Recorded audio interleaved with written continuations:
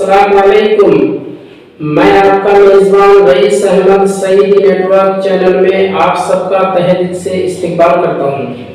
हुजूर सल्लल्लाहु अलैहि वसल्लम की ज़िंदगी पर बनने वाली वीडियो सीरीज़ मोहम्मद सल्लल्लाहु अलैहि वसल्लम सबके लिए रहमत है का आज 12वां पार्ट है। 11वां पार्ट में हमने सुना कि हज़रत अबू तालिब के इंतकाल के बाद हज़रत खदीजा रज़ियल्लाहु ताला अन्हा भी इंतकाल कर गई और कुफ़ार कुरैश के मज़ालिम हद से ज़्यादा बढ़ गए। हुजूर सल्लल्लाहु अलैहि वसल्लम के सर पर मिट्टी डाल दी गई। फिर आप ताइफ के सरदारों के पास गए ताकि वो लोग इस्लाम कबूल करें, लेकिन वो लोग इस्लाम कबूल करने की बजाय आप पर पत्थरों की बारिश कर दी, जिससे आपका पूरा जिस्म लहूलुहान हो गया। और आज के हम इस पार्ट में समाप्त करने जा रहे हैं हजरत सौदा रज़ियल्लाहु ताला अन्हा और हजरत आयशा के ताल्लुक से। तो आइए इस पार्ट को हम शुरू करते हैं। शुरू करने से पहले दोस्तों, अगर अभी तक आपने हमारे चैनल को सब्सक्राइब नहीं किया है तो ज़रूर सब्सक्राइब कर लें। तो हजरत सौदा रज़ियल्लाहु ताला अन्हा से हुजूर सल्लल्लाहु अलैहि वसल्लम की शादी कैसे हुई और किस सन में हुई? इसी साल यानी 10 नबूवत के 10वें साल में रसूलुल्लाह सल्लल्लाहु अलैहि वसल्लम ने हजरत सौदा बिन्त ज़मीआ रज़ियल्लाहु ताला अन्हा से शादी की, निकाह किया। ये इब्तदाई दौर में मुसलमान हो गई थी और दूसरी हिजरत हबशा के मौका पर हिजरत भी की थी। उनके शौहर का नाम सकरान बिन अम्र था। वो भी कदीमुल इस्लाम थे, यानी पहले इस्लाम ला चुके थे, साबिकुन अव्वलून में से थे। और हजरत सौदा रज़ियल्लाहु ताला अन्हा ने उन्हीं की वफात में हबशा की जानिब हिजरत की थी, लेकिन वो हबशा ही में और एक रिवायत के मुताबिक मक्का वापस आकर इंतकाल कर गए। इसके बाद जब हजरत सौदा रज़ियल्लाहु ताला अन्हा की इद्दत खत्म हो गई तो नबी पाक सल्लल्लाहु अलैहि वसल्लम ने उनको शादी का पैगाम दिया और फिर शादी भी हो गई। ये हजरत खदीजा रज़ियल्लाहु ताला अन्हा की वफात के बाद सबसे पहली बीवी हैं जिनसे रसूलुल्लाह सल्लल्लाहु अलैहि वसल्लम ने शादी की, जिनसे निकाह किया। चंद बरस बाद उन्होंने अपनी बारी हजरत आयशा रज़ियल्लाहु ताला अन्हा को हिबा कर दी थी।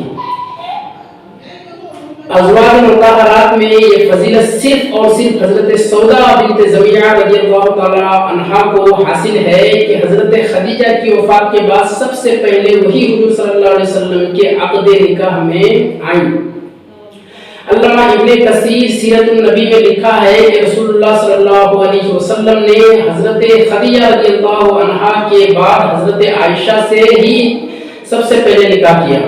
हजरत सौदा कबीला आमिर बिन लुई से थी, जिसका सिलसिला मदीना के खानदान बनु नज्जार से मिलता है, जहां हुजूर सल्लल्लाहु अलैहि वसल्लम के परदादा हाशिम ने शादी की थी। वो इब्तदाए नबूवत में मुशर्रफ इस्लाम हो चुकी थी। उनकी शादी पहले हजरत सकरान बिन अम्र से हुई थी, जैसा कि आपने समाप्त किया। हजरत सौदा रज़ियल्लाहु ताला अन्हा उन्हीं के साथ इस्लाम लाई और उनके साथ हबशा जाने वाली दूसरी जमात के साथ हिजरत की थी। वहां कई बरस रहकर मक्का आई। कुछ दिनों बाद हजरत सकरान ने वफात पाई रज़ियल्लाहु ताला अन्हु। उनसे एक लड़का अब्दुर्रहमान था, जिसने जंगे जरूरा यानी ईरान के जंग में शहादत पाई। हजरत खदीजा की वफात के बाद हुजूर सल्लल्लाहु अलैहि वसल्लम बहुत ज्यादा गमगीन रहा करते थे। कमसिन बच्चियों हजरत फातिमा रज़ियल्लाहु ताला अन्हा और हजरत उम्मे कुलसूम रज़ियल्लाहु ताला अन्हा की खबरगिरी करने वाला कोई न था। ये देखकर हजरत उस्मान बिन मदऊन की ज़ौजा हजरत खोला बिनते हकीम ने अर्ज किया कि आप सल्लल्लाहु अलैहि वसल्लम को एक मुनिस व रफीक की जरूरत है। आप सल्लल्लाहु अलैहि वसल्लम ने फरमाया, हाँ, घर बार और बाल बच्चों का इंतजाम सब कुछ हजरत खदीजा के सुपुर्द था। आप सल्लल्लाहु अलैहि वसल्लम के इशारे से वो हजरत सौदा के वालिद के पास गई और निकाह का पैगाम पहुंचाया। उन्होंने कहा, हाँ, मोहम्मद शरीफ कुफू हैं, लेकिन सौदा रज़ियल्लाहु ताला अन्हा से भी तो दरियाफ्त करो। गर्ज सब मराहिल तय हो गए तो हुजूर सल्लल्लाहु अलैहि वसल्लम उनके घर तशरीफ ले गए। تو ان کے والد نے نکاح پڑھایا، 400 درہم مہر قرار پایا۔ نکاح کے وقت حضرت سودا کی عمر تقریباً 50 سال تھی۔ ان کی ماں کا نام سموس بنت قیس تھا۔ شوال نبوت کے 10ویں سال میں نکاح ہوا۔ حضرت سودا رضی اللہ تعالیٰ عنہ کا انتقال حضرت عمر رضی اللہ تعالیٰ عنہ کی خلافت کے آخری زمانہ میں یعنی 22 ہجری میں ہوا۔ حضرت سودا رضی اللہ تعالیٰ عنہ بلند اور فربا اندام تھی، بڑی سخی اور فیاض تھی۔ حضرت عائشہ رضی اللہ تعالیٰ عنہ سے ان کے انتقال کے بعد حضور صلی اللہ علیہ وسلم کا نکاح ہوا۔ تنہائی کے اضطراب میں، مصیبتوں کے ہجوم میں اور ستمگاریوں کے تلاطم میں ساتھ دینے والی آپ صلی اللہ علیہ وسلم کی غمگسار بیوی ام المؤمنین حضرت خدیجہ رضی اللہ عنہا کا رمضان 10 نبوت میں جب انتقال ہو گیا تو آپ صلی اللہ علیہ وسلم نے 4 سال بعد یہ ضروری سمجھا کہ آپ صلی اللہ علیہ وسلم کے حرم پاک میں کوئی ایسی چھوٹی عمر کی خاتون داخل ہوں جنہوں نے اپنی آنکھ اسلامی ماحول ہی میں کھولی ہو اور جو نبی صلی اللہ علیہ وسلم کے گھرانے میں آ کر پروان چڑھیں، تاکہ ان کی تعلیم و تربیت ہر لحاظ سے مکمل اور مثالی طور پر ہو اور وہ مسلمان عورتوں اور مردوں میں اسلامی تعلیمات پھیلانے کا مؤثر ترین ذریعہ بن سکے۔ چنانچہ اس مقصد کے لیے مشیت الہی نے حضرت عائشہ رضی اللہ عنہا کو منتخب فرمایا۔ ہجرت سے قبل حضرت عائشہ رضی اللہ عنہا سے آپ صلی اللہ علیہ وسلم کا نکاح ہوا۔ حضرت عائشہ حضرت ابوبکر صدیق رضی اللہ تعالی عنہ کی صاحبزادی تھیں۔ ماں کا نام زینب بنت عویمر اور کنیت ام رومان تھی۔ آپ پہلے جبیر بن مطعم کے صاحبزادے سے منسوب تھیں۔ حضرت خدیجہ رضی اللہ عنہا کے انتقال کے بعد حضرت خولا بنت حکیم نے حضور صلی اللہ علیہ وسلم سے نکاح کی تحریک کی۔ آپ صلی اللہ علیہ وسلم رضامندی ظاہر کی۔ خولا نے ام رومان سے کہا تو انہوں نے حضرت ابوبکر سے ذکر کیا۔ چنانچہ حضرت ابوبکر صدیق رضی اللہ عنہ نے کہا کہ جبیر بن مطعم سے وعدہ کر چکا ہوں اور میں نے کبھی وعدہ خلافی نہیں کی، لیکن مطعم نے خود اس بنا پر انکار کر دیا کہ اگر حضرت عائشہ اس کے گھر آ گئی تو گھر میں اسلام کا قدم آ جائے گا۔ اس طرح وہ بات ختم ہو گئی اور حضرت ابوبکر صدیق رضی اللہ عنہ نے حضور اکرم صلی اللہ علیہ وسلم سے حضرت عائشہ کا نکاح کر دیا۔ 400 درہم مہر قرار پایا، لیکن مسلم شریف میں حضرت عائشہ سے روایت ہے کہ ازواج مطہرات کا مہر 500 درہم ہوتا تھا۔ حضرت عائشہ رضی اللہ عنہا کے والدین کا گھر تو پہلے ہی نور اسلام سے منور تھا۔ عالم طفولیت ہی میں انہی کا کاشانہ نبوت تک پہنچا دیا گیا تھا تاکہ ان کی سادہ لوح دل پر اسلامی تعلیم کا گہرا نقش مرتسم ہو جائے۔ چنانچہ ہم دیکھتے ہیں کہ حضرت عائشہ رضی اللہ عنہا نے اپنی اس نو عمری میں کتاب و سنت کے علوم میں گہری بصیرت حاصل کی۔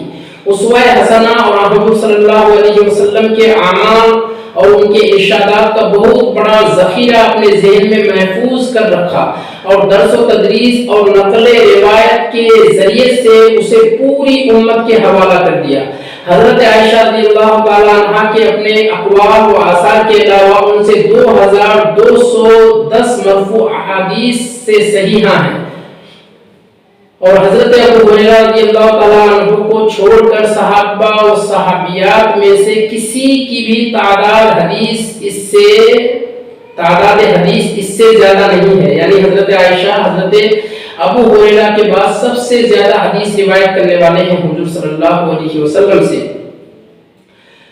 تو یہ ایک بہت بڑی خوبی ہے اور بہت بڑی خوبی تھی حضرت ماں عائشہ صدیقہ رضی اللہ تعالی عنہا کے بارے میں کہ انہوں نے بہت ساری تعلیمات جو ہم سے پوشیدہ تھیں وہ امت کے لیے کھول کر کے جو حضور صلی اللہ علیہ وسلم کے گھریلو زندگی میں تھی اس کو بیان کیا۔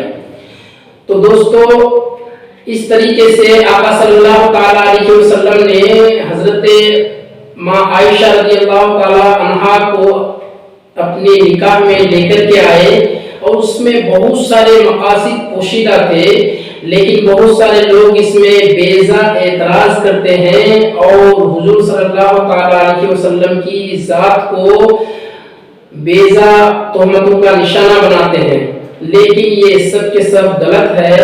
حضرت عائشہ جیسی ذہین خاتون کا آپ صلی اللہ علیہ وسلم سے نکاح ہونے میں منشاء ربانی یہ تھا کہ وہ کمی جو حضور صلی اللہ علیہ وسلم سے قریب ہونے میں عام خواتین کو مانے تھی وہ اس ذات مقدس سے پوری ہو جائے۔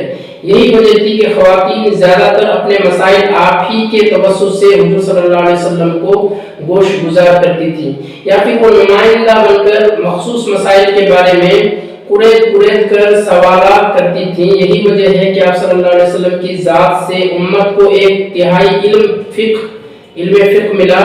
حضرت عائشہ کی بے شمار فضیلتیں ہیں، اس کے علاوہ امت کو ان کے ذریعے بے شمار سعادتیں ملی۔ حضرت جبرائیل نے آپ کو 2 بار سلام کیا اور جبرائیل کو 2 بار ان کی اصلی حالت میں دیکھا۔ حضور صلی اللہ علیہ وسلم نے انہیں اس بات کی خوشخبری دی کہ وہ جنت میں بھی ان کی زوجہ ہوں گی۔ تو دوستو آج کے اس پارٹ میں اتنا ہی، انشاءاللہ اگلے پارٹ میں اور تفصیلات کے ساتھ ہم آپ کی خدمت میں حاضر ہوں گے۔ تب تک کے لیے آپ اپنا اور اپنے احباب کا خوب خیال رکھیں۔ السلام